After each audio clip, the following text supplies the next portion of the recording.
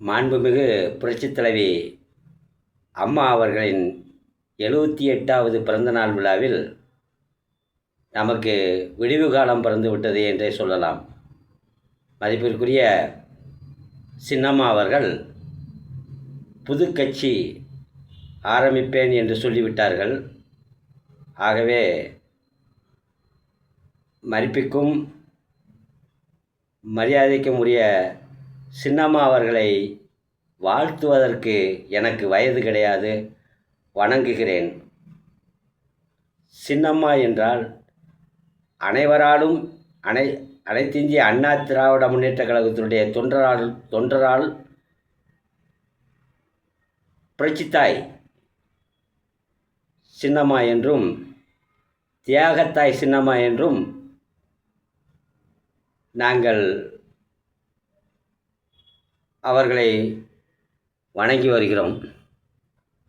புரட்சித்தாய் என்றால் என்ன? ஏன் நாங்கள் அவ்வாறு கூறுகிறோம்? புரட்சித்தாய் என்றால் புரட்சித் தலைவி அவர்களை புரட்சியாக உருவாக்கியவர் சின்னம்மா அவர்கள்தான். அதனால்தான் நாங்கள் புரட்சித்தாய் என்று கூறுகிறோம். தியாகத்தாய் சின்னம்மா என்றால்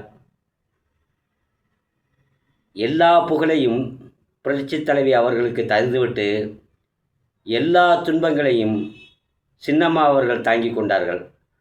அதனால்தான் நாங்கள் தியாகத்தாய் சின்னம்மா என்று வணங்குகிறோம். சின்னம்மா அவர்கள் அரசியலுக்கு வருவார்கள் என்று அவர்கள் நினைத்தது கிடையாது. புரட்சித் தலைவர் எம்ஜிஆர் முதலமைச்சராக இருந்த பொழுது மாண்புமிகு புரட்சித் தலைவி அம்மா அவர்களுக்கு கொள்கை பரப்பு செயலாளராக பதவி வழங்கினார்கள். அப்பொழுது சின்னம்மா அவர்கள் சிறிய வீடியோ கடை நடத்தி வந்தார்கள். ஒரு முறை அல்லது 2 முறை அம்மாவுடைய பேச்சை வீடியோ எடுக்கும் பொறுப்பு சின்னம்மாவிற்கு வழங்கப்பட்டது. மாண்புமிகு புரட்சித்தாய் சின்னம்மா அவர்களுக்கு நான் சொல்லுகின்றதில் ஒரு சில தவறாக இருக்கலாம். தயவு கூர்ந்து தாங்கள் மன்னிக்க வேண்டுகிறேன். சின்னம்மா அவர்களுக்கு அம்மாவுடைய பேச்சை வீடியோ எடுக்கும் உரிமை வழங்கப்பட்டது. அப்பொழுது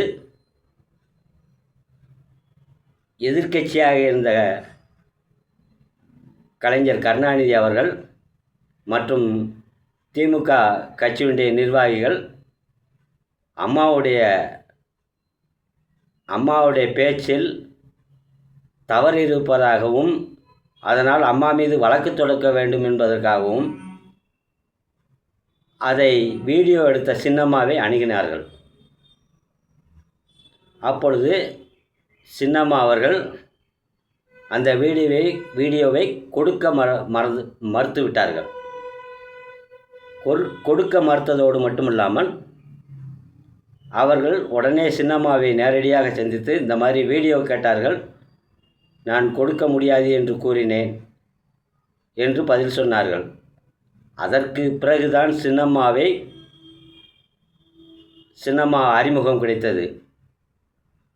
உடனே மாண்புமிகு புரட்சித் தலைவி அம்மா அவர்கள் அனைத்து பேச்சுக்களையும் வீடியோ எடுக்கும் உரிமையை சின்னம்மாவுக்கு வழங்கினார்கள்.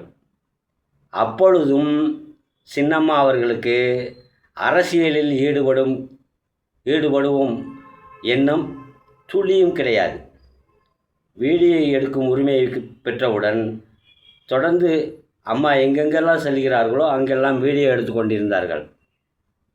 அப்பொழுதுதான் சின்னம்மாவுடைய செய்கையும் நல்ல குணங்களையும் பார்த்த மதிப்பிற்குரிய புரட்சித் தலைவி அம்மா அவர்கள்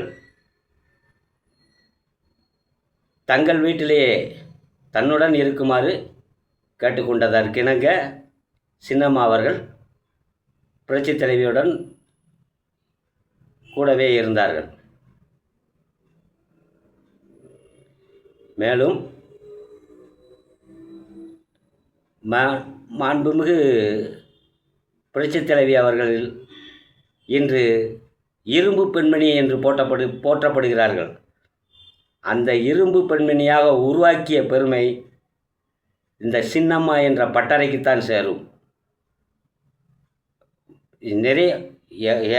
நிறையா தடவைகள் நிறையா நேரங்களில் மாண்புமிகு புரட்சித் தலைவி அவர்கள் அரசியலை விட்டு விலக வேண்டும் என்று நினைத்திருக்கிறார்கள். காரணம், மதிப்பிற்குரிய புரட்சித் தலைவி அவர்களுக்கு இரண்டாம் கட்ச தலைவர்களால் ஏற்படுத்தப்படுகின்ற தொல்லைகள் தான் காரணம்.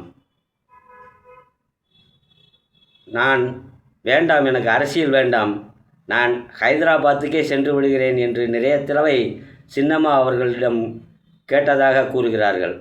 அப்பொழுது சின்னம்மா, அரசியலில் இதெல்லாம் சகசம், நாங்கள் உங்களுக்கு உறுதுணையாக கூட இருக்கிறோம், நீங்கள் தைரியமாக செயல்படுங்கள் என்று அம்மாவுக்கு தைரியம் கூறியவர்கள்தான் சின்னம்மா அவர்கள். சின்னம்மா அவர்கள் மேலும் தேர்தலிலே அம்மா அவர்கள் போட்டியிடுவதற்கு சக்கர வியூகம் அமைத்து கொடுத்தவர் சின்னம்மா அவர்கள். தேர்தலில் எப்படி ஜெயிக்க வேண்டும் என்பது சின்னம்மாவிற்கு கைவந்த கலை.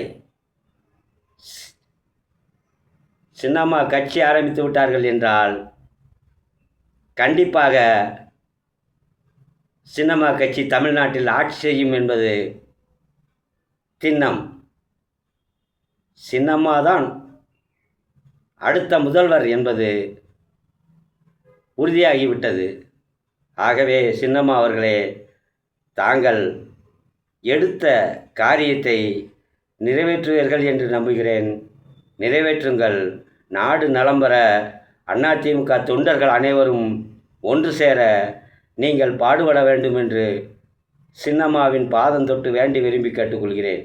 நன்றி. தொடரும்.